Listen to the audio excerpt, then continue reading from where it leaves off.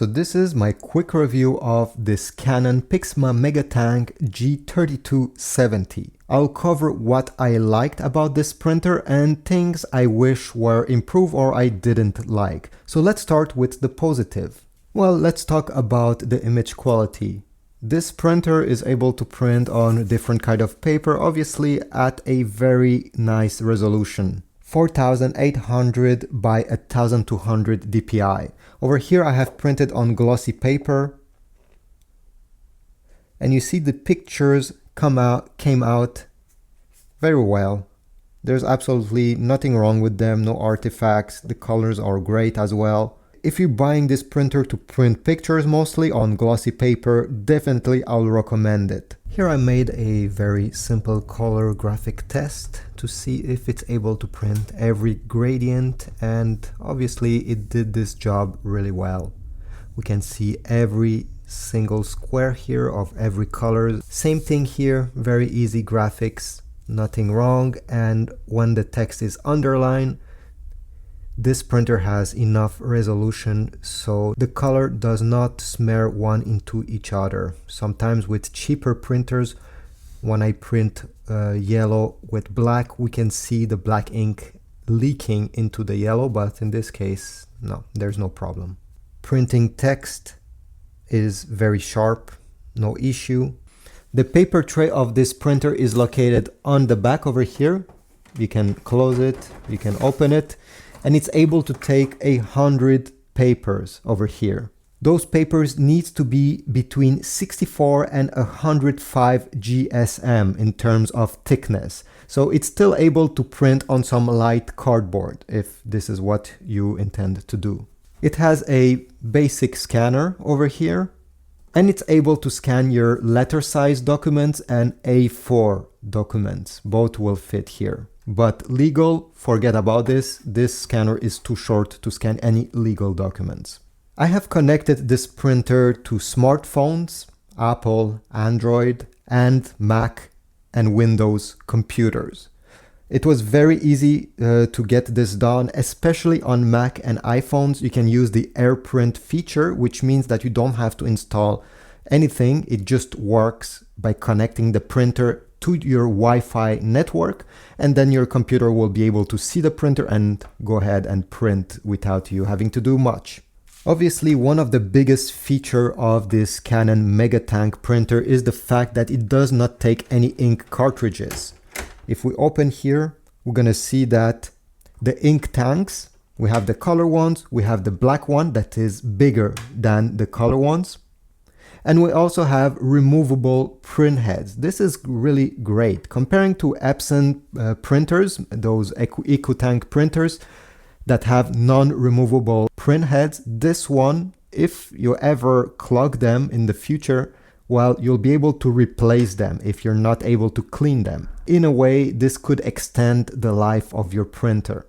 I wish many other companies will do the same thing. If we check the print speed, I would say it's pretty average. It's not the best in its category and it's not the worst either. It's able to print 11 pages per minute if you just print in black and white, and about 6 pages per minute if you're printing in color. Now let's talk about the things I wish were improved on this model. First of all, over here we have a screen. I didn't talk about this previously, but we have a very tiny screen that is in black and white, and sometimes it's hard to see. Some other competitors, you're able to adjust the angle of the screen. So let's say you're standing up like I am right now and you're looking directly at it. It may look faded. It's hard to see and you cannot adjust it so it faces you. If we sit down and we look directly at the screen, then it's better. But even that, I still find it a bit faded. It's not that bad, it's just that, again, I wish this was a color screen and maybe even a touch screen would have been easier. But otherwise, the buttons here are pretty fine. They're big, it's hard to miss them, and it's clearly explained what every one of them is doing. Over here we have a QR code button, and I was excited at first. I thought I can just press the QR code, scan it with my phone, and then be able to print right away, but it's not really that. When you press this QR code, it's simply gonna bring you to the online manual. So this is not very useful in a way. I really wish they could improve what this QR code does. Another thing I wish was improved is that the back over here, as I said, is able to take 100 sheets of paper. But on the output tray over here, if we extend it, this one is only able to take about 50 or maybe a bit more papers. It's not able to take 100 pages. It will be too much. So in a way, you cannot print 100 pages one after another. You'll need to come here, take the stack after 50 or even less, depending on how thick your paper is, and then continue printing. I wish this paper tray over here was able to take the same number of sheets of paper that this one is able to. And finally, if we go on the back of the printer, I know it's hard to see, but over here we have a USB port, a printer USB port. Unfortunately, this printer does not come included with a USB cable. You're only able to connect it using Wi-Fi, and if you want to use the USB feature, you need to buy a cable separately.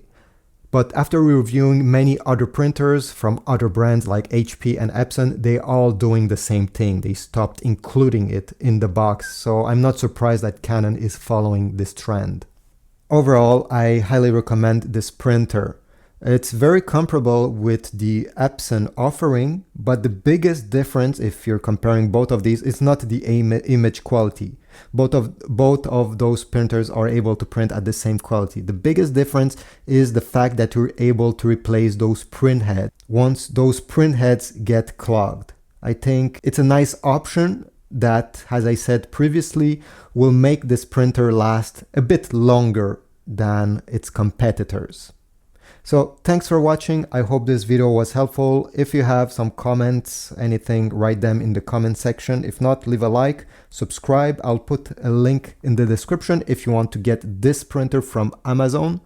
You're also supporting my channel every time you do so.